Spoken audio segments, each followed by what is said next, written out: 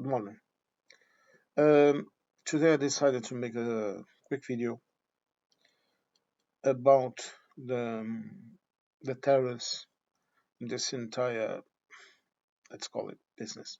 Now, Mr. Trump has decided to halt or suspend or whatever the tariffs during 90 days for about everyone but China. And now, the USA and China are in this tariff war, mhm, where one is upping the other in terms of level of tariffs. Now, the first thing we have to understand is how dependent is US of China and how much is China dependent of the US. The US represents not even 3% of China's GDP. Yes. And the US heavily depends on China for about everything. And now you can argue, well, that's exactly why we are putting the tariffs on, because we will manufacture our own goods and we won't be relying on China. Okay, who is going to manufacture those goods and for how much? I had a study, and a reliable study, that said that, for example, an Apple iPhone, if it was built inside of the US, okay, by in a US manufacturer, it would cost around almost $4,000. How much is it now? 300, I think. $300, something like that. The cheapest ones. Who would buy those iPhones? Hmm? Do you understand what I'm trying to say? Economies that work with connections are better economies, and economies that work with connections are usually at peace. You don't want to go to war with your neighbors or with your trading partners if you will lose money with it. Because in the end of the day, wars are essentially economical wars. Economy. And it has always been this way. Rome started wars with the Etruscan economical reasons. They started wars with Greece, the great, if you don't know your history, the Greek areas of colonization in Italy, economical reasons. They started a war with Carthago, economical reasons. They started a war with the Lusitani and the other Hispanic tribes, economical reasons. They started a war with Gaul, economical reasons. They started a war with the inheritors of the Greek states over the empire of Alexander the Great and Greece itself. Economical reasons. Economy, power, and domination. Wealth flowing to Rome. And ultimately, if you know your history too, when the city of Rome started to lose its economical relevance, what happened was that the empire itself came apart.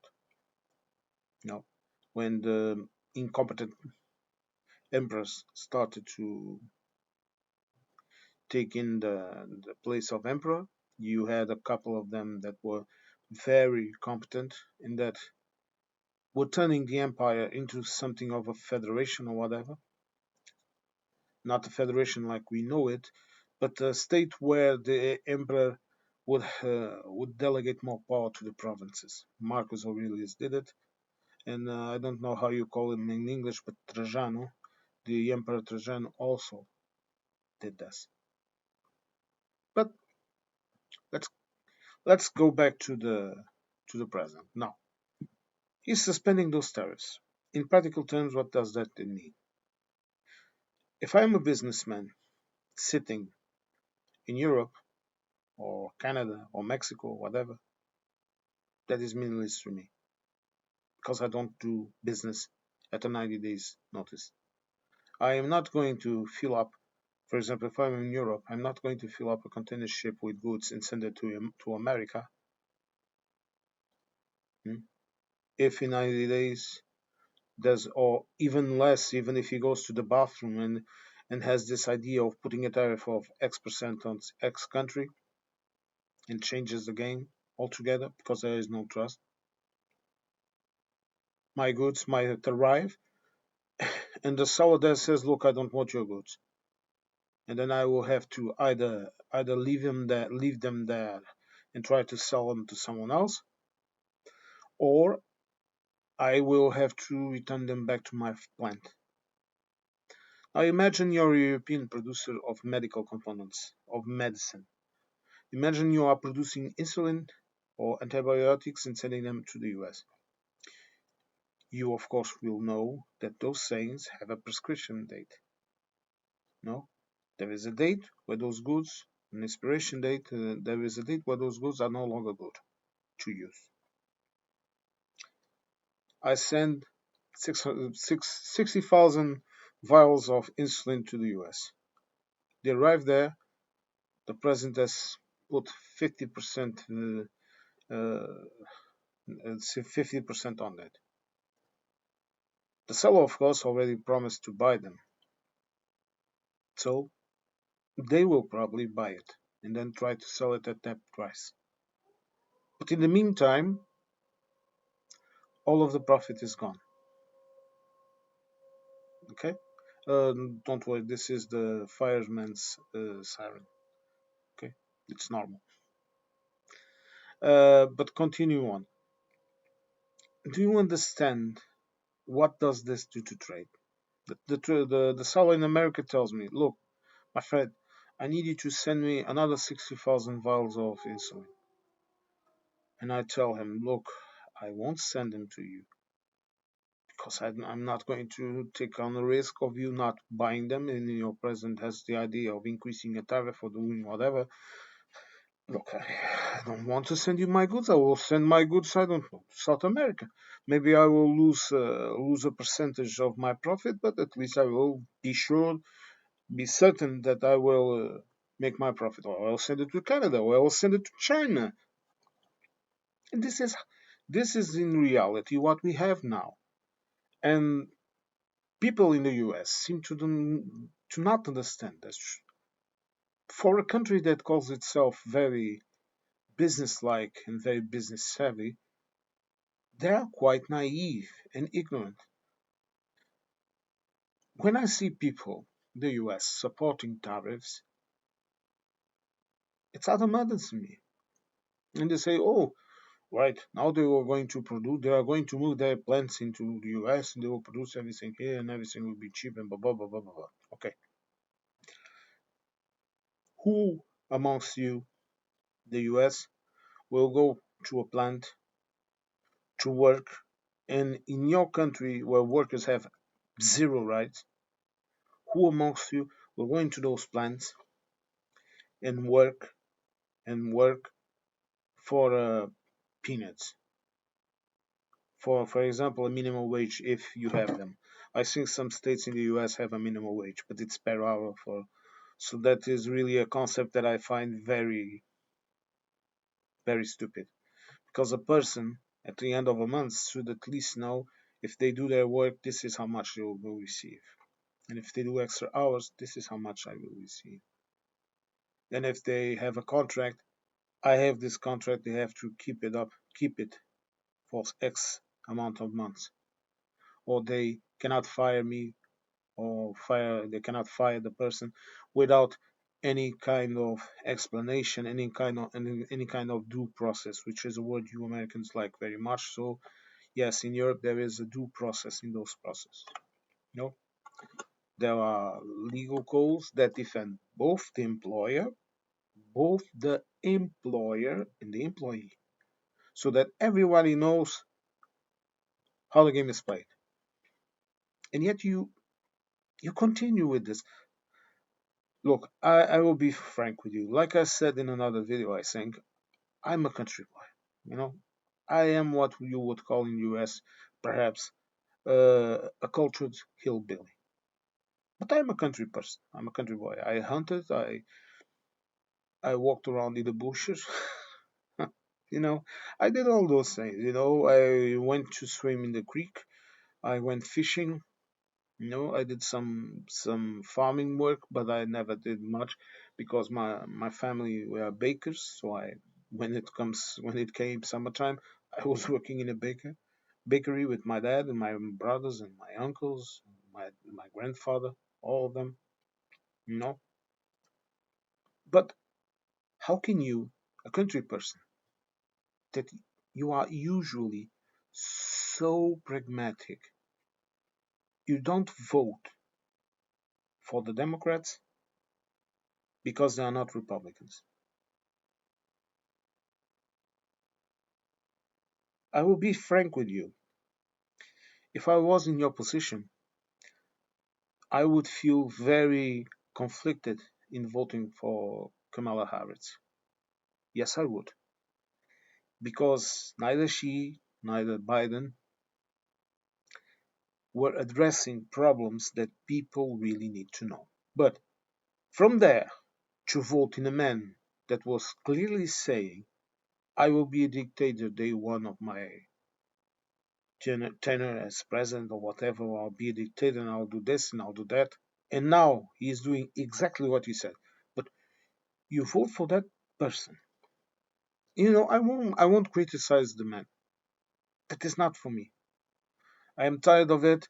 I sometimes laugh at his behavior, but I don't think it's correct for me to be turning him into something that he is not.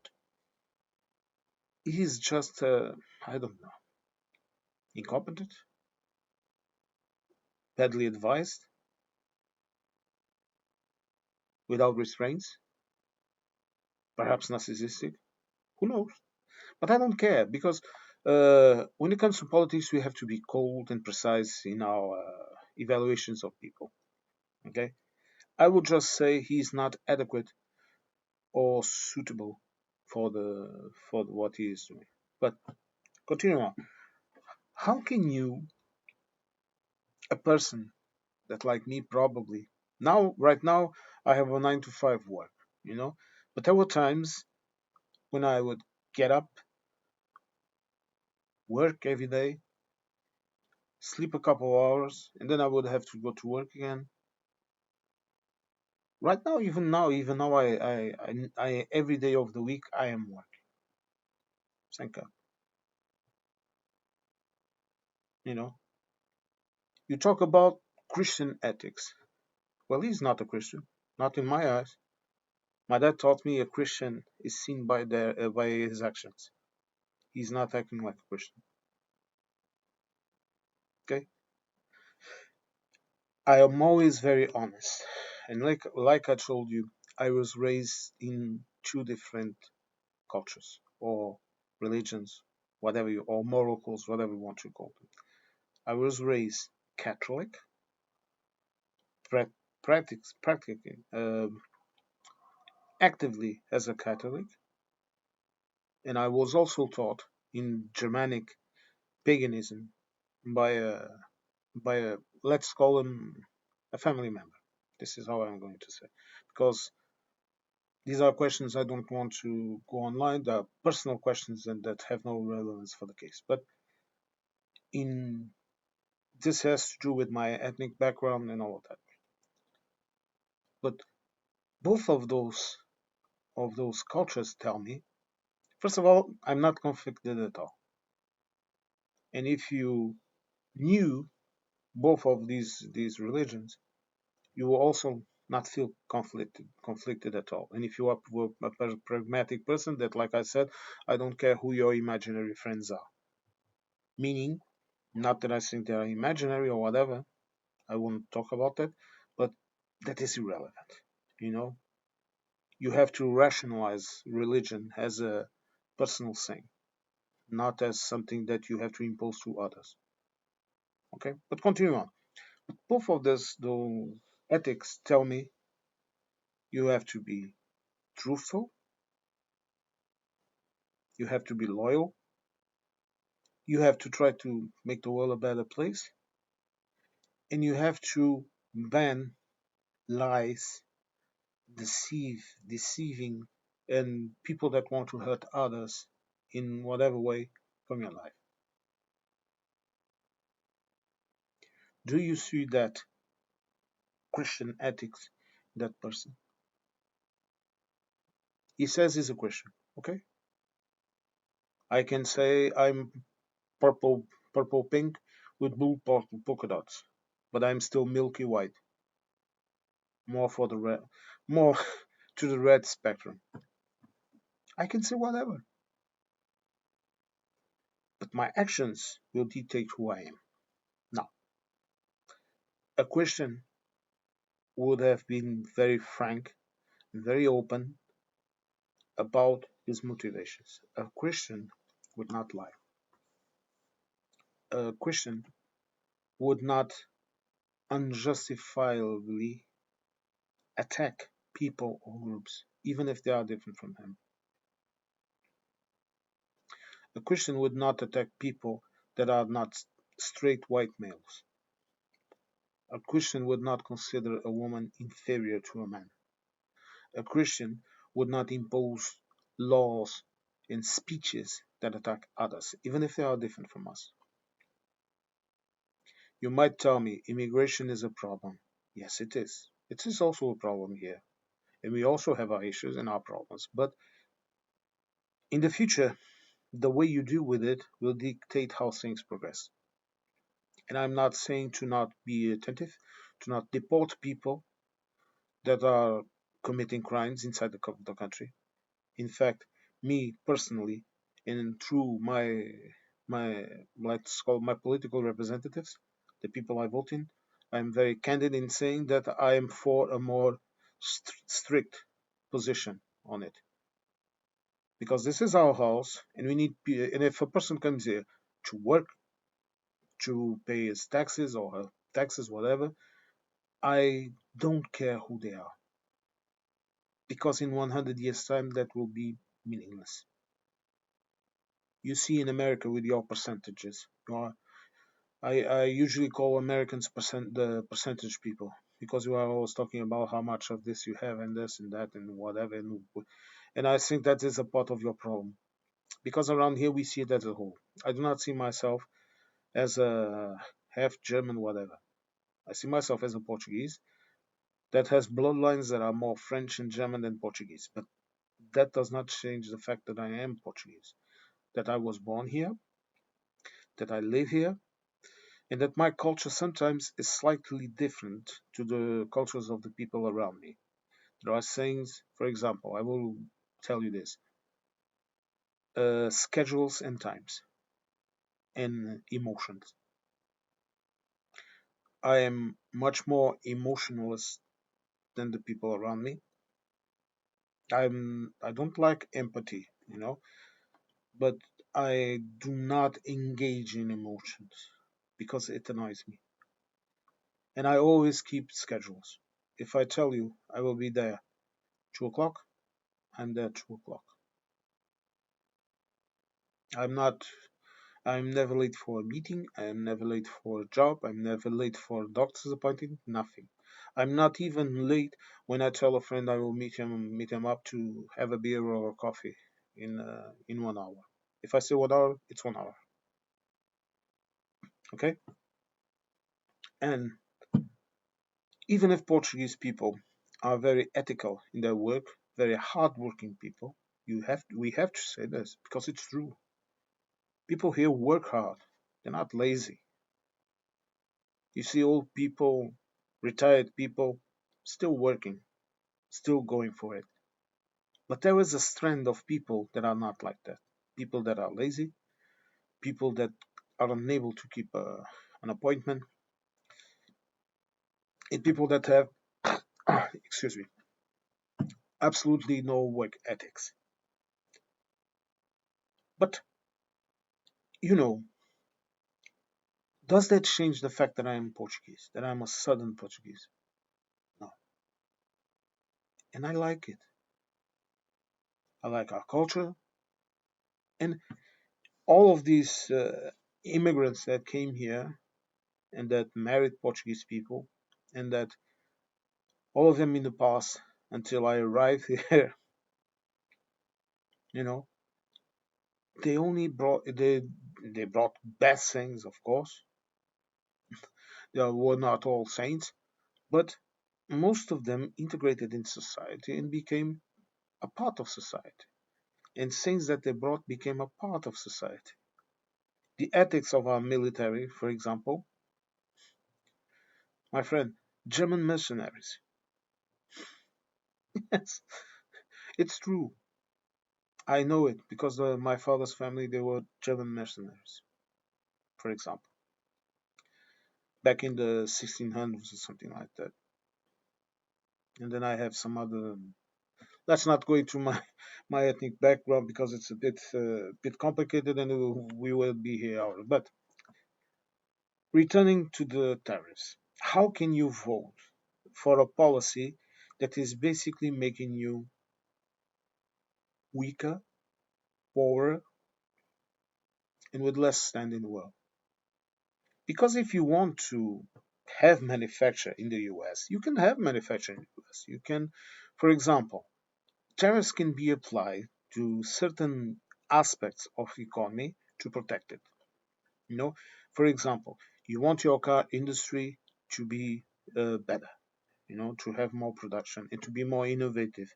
Because let me tell you, American cars are not considered good, and they are not good. I'm sorry to tell you this, but I will tell you this because I drive, okay, and I know how cars work. And the American cars are inferior to European and to even Asian cars. There are even Chinese brands of cars that are already better than the American ones, and that is the truth. But as I was saying, you can apply those tariffs and do something like this. For example, you can increase the subsidizing the technology in your cars, okay, and you can, for example, give incentives, sorry, for the installment of manufacturers, okay, and you can give decent pay to people. But in order to do that, you have to consider this: trickle down economy does not work. You have to tax wealth, you have to tax property, you have to tax income, and you have to adopt a system like, for example, in Europe, that is not, pardon me, that is not an utopia or a perfect place. No, it is not, and it has its, yes, it has. But here we have a type of taxing that is like this. You earn, for example, an X number of, let's call it dollars every month. No, that is your income. Then you will pay a fixed percentage according to a chart the state publishes every year. A chart that was discussed and approved in our Republican Assembly. Not your Republicans. Okay, we are a republic. Okay, we are not that Republicans. Those Republicans here are conservatives of far right for us, and that is all good. No issue with that. Okay, but these laws are approved by a majority of the deputies in the Assembly. The state can issue also laws. The state, the government, the executive branch can also issue laws, but those laws have to be approved by the president. That is like the, I don't know, the arbiter of these issues, alongside with the constitutional tribunal court and and also a kind of an accounting court.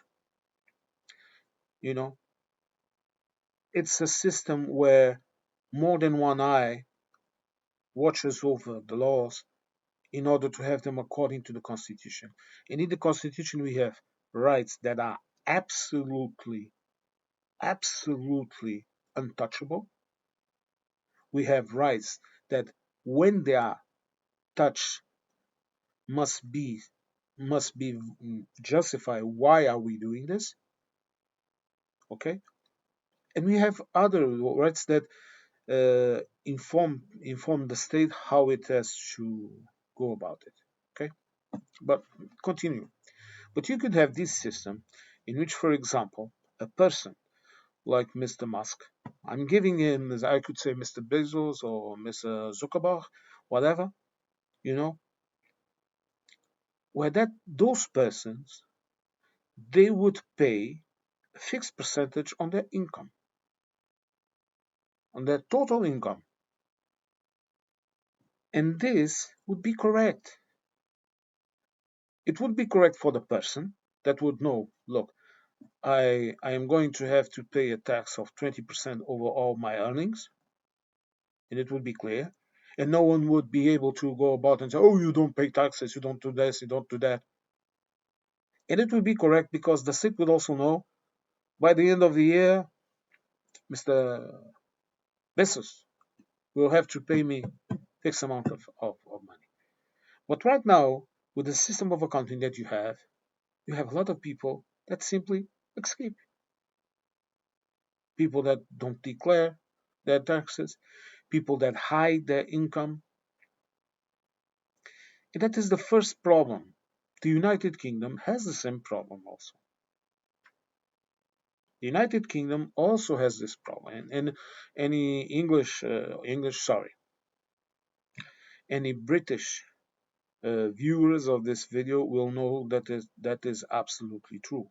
You know, there are issues with taxing the rich and taxing land and taxing it. And then they have this idea, for example, also in some places of this, I have bought this land, why would I pay taxes of it? I already bought it, it's mine. Yes, you have bought the land, it is yours, but it is also your duty as a citizen of the Republic to pay taxes on your income. Because if you have enough money to buy that land, then you have enough money to pay your taxes. And if you cannot pay those taxes, then you can prove it to the state and you won't pay them. If you have a system that allows you to do that.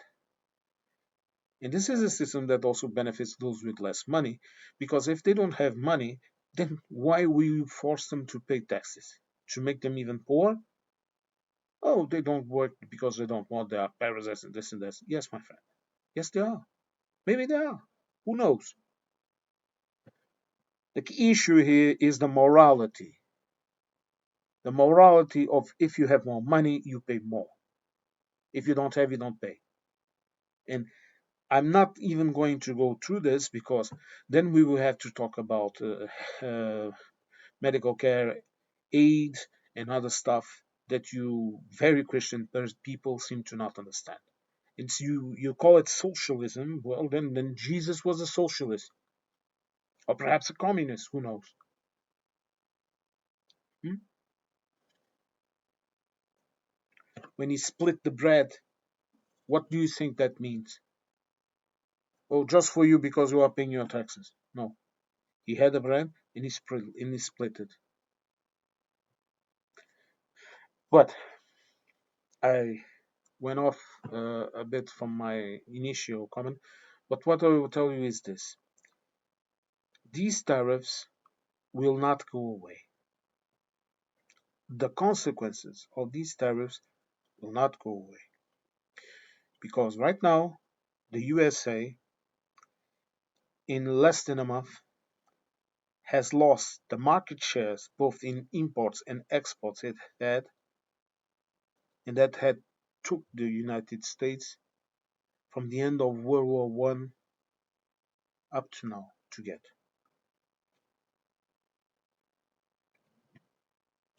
And you want to know what Europe is doing now? Nothing. It doesn't care. You apply taxes to us? Okay, we apply them back, and we don't care. Playing the waiting game, just like China, just like the rest of the world, playing the waiting game.